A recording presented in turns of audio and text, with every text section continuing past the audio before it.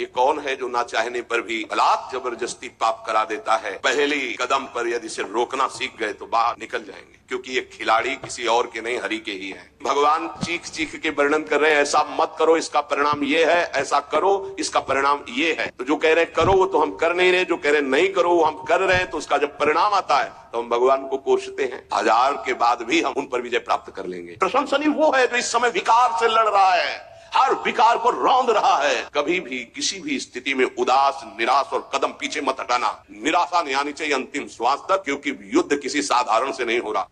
ये रजोगुण से प्रकट होता है, राग से, और ये महापापी है, अर्थात महापाप कराने वाला है। महाशनो, ये कभी तृप्त नहीं होने वाला, चाहे जितना भोग लो। ना चाहने वाली बात ऊपरी है और चाहने वाली बात हृदय की है। संसार शरीरों में भोगने से सुख मिलता है, अंदर बैठा है, और ऊपर से हम कहते हैं कि हम नहीं चाहते थे पर ऐसा हो गया। नहीं, अगर ये बात अंदर बैठ जाए कि हमें नहीं चाहिए ये झूठे सुख, तो फिर कोई परास्त नहीं कर सकता। तो बोलिए जानकारी होने पर भी प्रयोग क्यों नहीं हो पाता? वस्तु, व्यक्ति, क्रिया, स्थान, इससे जो हम सुख चाहते हैं उसे काम कहते हैं। किसी शरीर से, किसी वस्तु से, किसी पद से।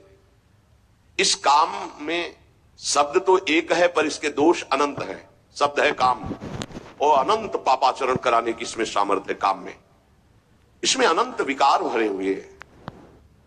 जब तक मनुष्य के भीतर ये बात बनी रहती है कि शरीर भोग से, वस्तु भोग से, पद भोग से हम सुखी हो जाएंगे, तो ये काम पाप ही कराता रहता है। निर्दोष, निर्विकार, निष्पाप होने के लिए इस काम का मर्दन करना आवश्यक है। सहने से ये नष्ट हो जाते हैं। शास्त्र निषिद्ध कर्म ये काम ही कराता, प्रारब्ध नहीं कराता। प्रारब्ध से शास्त्र निषिद्ध कर्म जो किए उनका फल आता है सुख दुख।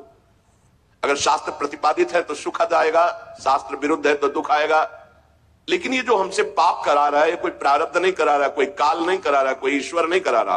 काले कर्म ईश्वर मिथ्या दोष लगाए, ये हमारी चाहत करा रही, अंदर बैठी है। शरीर के भोगों से सुख मिलता है, ये अंदर घुस के बैठ गया है, और यही हमसे पाप करा रहा है। तो जब जानकारी हो गई तो फिर पाप क्यों हो रहे हैं? जब जानकारी हो गई कि ये काम पाप करा रहा है, तो हम इस जानकारी का प्रयोग क्यों नहीं कर पा रहे? तो बोले धूमे नाव्रियते वह्निर यथा दर्शो मलेन च यथोल्बे नाव्रतो गर्भस तथा तेने दमाव्रतम। ये ज्ञान ढक गया है हमारा, जो ढका हुआ ज्ञान, ये प्रकाशित, ये काम में नहीं आएगा। अब जीव ही भोग इच्छा प्रकट हुई, धुआं पैदा हो गया, भोगों की न भोगों, पाप तो नहीं बन जाएगा। धुआं है, इसका मतलब अग्नि है, ज्ञान है उसके अंदर। अब अगर उस समय उसको सत्संग मिल जाए, कोई संत की बात चलने लगे, उसका चिंतन वो रोक पावे, तो मानो फूंक मारना है। जैसे धुआं उठ रहा है, 1 2 3 फूंक मारो, आग लग गई, प्रज्वलित हो गया, बच गया। ये पहला बहुत सरल है, बच जाना काम से। धुआं हो जाने पर दिखाई नहीं देता क्या है, क्या ठीक है क्या नहीं ठीक है, पर फूंक मारो तो आग उठी, धुआं खत्म हुआ। ये ज्ञान हो रहा है, बीच बीच में जलन हो रही कि भोगों की ना भोगूं, अच्छा है कि नहीं अच्छा है, कहीं पाप तो नहीं हो जाएगा, कहीं गलती तो नहीं हो जाएगी, पर वो धुआं है, नहीं भोग लेते हैं, अवसर मिला है, समय मिला है, भोग लेते। ये उस समय उसको चाहिए, तत्काल कोई सहयोगी चाहिए विवेक का। परमार्थिक मार्ग में धुआं पैदा कर देगी। साधक अगर सावधान हुआ तो तत्काल प्रयासरत हो जाता है इस धुएं को हटाने के लिए। फूंक मारने का मतलब कीर्तन शुरू हो गया, वो सत्संग शुरू हो गया, किसी संत के पास तत्काल बैठ गया, उसकी वाणी सुनने लगा, वो धुआं खत्म हुआ। फूंक लगी, आग हुआ, जली, धुआं खत्म। ठीक निर्णय होगा, नहीं नहीं ऐसा नहीं करना। उत्पत्ति विनाशशील जड़ वस्तुओं में प्रियता, महत्ता, सुंदरता, सुखद रूपता, ये काम पहले पैदा करता है। ये सत्य है, इसमें सुख मिलेगा, इसमें बहुत सुख मिलेगा। अब ये धुआं बढ़ता चला जा रहा है, कैसे सुख मिलेगा? लाखों लोग भोग रहे हैं, कैसे सुख? कैसे तुम मुझे बावरा बना सकते हो? नहीं नहीं, गलत है। ये है धुआं को हटाना, फूंकना। अरे अन्य शरीरों की अपेक्षा मनुष्य शरीर सर्वश्रेष्ठ है, इसमें विवेक है। हम कैसे ऐसा पशुवत आचरण कर सकते? नहीं, अरे मन नहीं, तेरी सलाह नहीं। अब वो फूंक रहा है, आग पैदा कर रहा है, ज्ञानाग्नि पैदा कर रहा है। पर बहुत प्रवीण साधक नहीं, उससे प्रवीण मन है। वो सुख को सुख मानकर भोगने की लालसा प्रबल होने के कारण वो धुआं नहीं हटा पा रहा, वो उसी में और राग कर रहा है। प्रथम अवस्था में हटा लिया तो हटा लिया, नहीं दूसरी अवस्था में बहुत ही भयानक स्थिति हो जाएगी। ऐसी कामना का वेग बढ़ा तो ये भूल गया कि मैं साधक हूं, मेरा कर्तव्य क्या है, मैं कर्तव्य करने जा रहा हूं, ये भूल गया।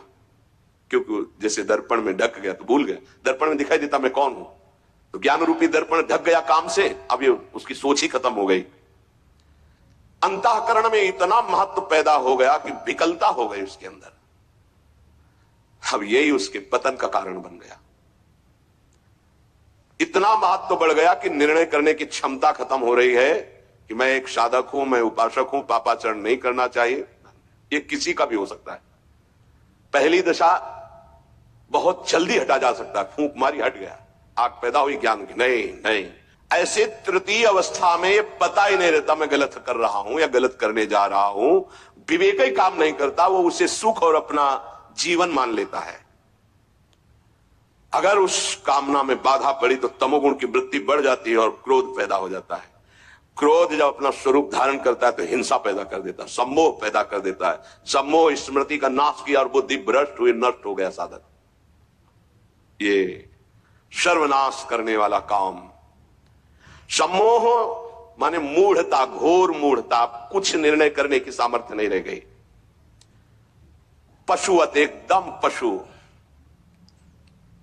अब उसमें जब वाणी खुलेगी तो झूठ, आचरण होंगे तो कपट, व्यवहार होगा तो बेईमानी, कर्म होगा तो अन्याय और पाप, गुस्सा आएगी तो अत्याचार, हिंसा, इसके सिवा और कुछ नहीं। अपना रजिस्टर कभी पढ़ के देखो, अपने रजिस्टर को तो देखोगे नहीं कि अपने जीवन के रजिस्टर में हमने क्या क्या आचरण किए हैं, ये सबको देखना चाहिए। ये बात समझने की है, थोड़ा कड़वाहट जरूर है कि हम सब तत्काल भगवान को दोष देने लगते हैं, लेकिन भगवान चीख चीख के वर्णन कर रहे हैं, ऐसा मत करो इसका परिणाम ये है, ऐसा करो इसका परिणाम ये है। तो जो कह रहे हैं करो वो तो हम कर नहीं रहे, जो कह रहे हैं नहीं करो वो हम कर रहे हैं, तो उसका जब परिणाम आता है तो हम भगवान को कोसते हैं। बबूल बोओगे तो उसमें दाग छुहारा नहीं लगेंगे, कांटे ही लगेंगे। पापाचरण करोगे तो उसका परिणाम दुख ही आएगा। पुण्य करोगे तो सांसारिक सुख मिलेगा, भजन करोगे तो पाप पुण्य दोनों से ऊपर उठकर भगवदानंद को प्राप्त होगे। कामना में तदाकार ना होने पावे तब तक बचा जा सकता है। जहां तैयारी बनी सुख भोग की और राजी हो आपने दस्तखत कर दे, अब आपको भगवान ही बचा सकते हैं, दूसरा कोई नहीं। उस समय भगवान ही कोई ऐसी लीला कर दे तो बच सकते हो, अन्यथा नहीं बच सकते। तदाकार होना साधक का सर्वनाश हो जाना है। काम में तदाकार होना। 1 2 4 बार अगर आप ऐसी अवहेलना करेंगे तो आपका साथ देगा आपका हृदय और जलेगा, धिक्कार करेगा, बार बार कहेगा गलत है, कान पकड़ेगा, अब की बात नहीं।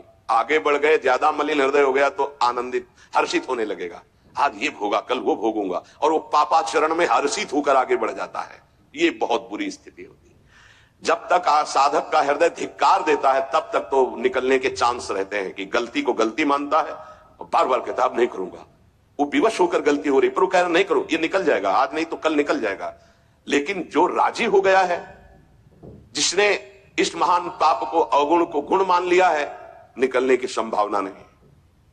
कामना का त्याग करने से ही शांति और सुख मिलेगा। त्यागाच्छांतिरंतरम।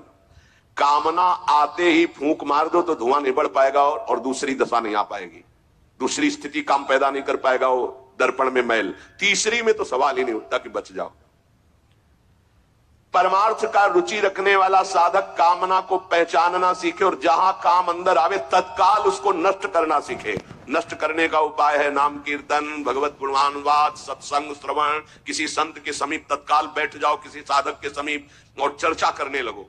काम की नहीं, भगवत चर्चा। ये भी बताने की जरूरत नहीं कि मेरी स्थिति गड़बड़ है, थोड़ा मुझे कुछ नहीं, उसकी चर्चा नहीं। अगर ऐसा बोले तो उसकी सत्ता दृढ़ होगी। शांत, थोड़ा मन विक्षेप में आया, ऐसा लगा कि आपसे वार्ता करें तो थोड़ी देर आप सुनाइए, गोपी गीत सुनाइए, आप चतुरासी जी का थोड़ा कुछ, आप कुछ प्रभु के विषय में कोई सिद्धांत की चर्चा, सत्संग लगा दीजिए, सत्संग सुनने लगिए, एकांत से हट जाइए, बाहर मैदान में आ जाइए। तो किसी भी तरह से आपको उस समय बदलना है, चिंतन बदलना है। नाम चल रहा है तो विवेक ठीक है, वो बचा लेगा आपको। कामना के बढ़ने में देर नहीं लगती, कामना बढ़ने पर फिर कोई विचार की गुंजाइश नहीं रह जाती, अनर्थ परंपरा चल पड़ती है। पाप, संताप, दुख, कामना, फिर ऐसा कि आप 100 बार कसम खाएंगे फिर वहीं फिसल कर खड़े हो जाएंगे। देख लीजिएगा, 1000 बार प्रतिज्ञा करेंगे, एक नहीं 1000 बार, और काम वहीं रौंद के गिरा देगा पक्का। पहली कदम पर यदि से रोकना सीख गए तो बाहर निकल जाएंगे। और हरि शरणागत है तो निकलना तो पड़ेगा ही, वहां टिकने तो देंगे नहीं। हरि इतने कृपाल है, पक्का जलाकर तुम्हारे हृदय को वहां से भगाएंगे, पक्का भगाएंगे। नहीं नहीं, आज से अब नहीं, ऐसी गलती नहीं करूंगा, ऐसी गलती नहीं करूंगा, हे प्रभु क्षमा कर दो। चलो, जहां फिर क्षमा हुआ तो फिर वो जब हृदय में उमगन आई तो फिर उधर ही की तरफ भागता है।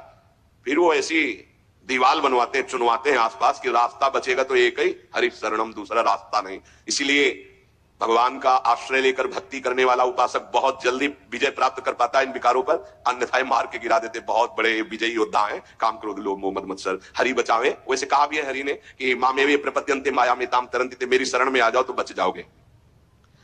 समस्त दोषों का नाश, समूल काम का नाश, समस्त संबंध विच्छेद, एकमात्र भगवान का आश्रय लेकर भजन करने से हो जाते हैं। घबराना नहीं, 1000 बार फिसल जाए तो 1001 बार भी हिम्मत रखें, पड़े ना रहें। आखिरी श्वास तक हम बाजी जीतने की कोशिश करेंगे।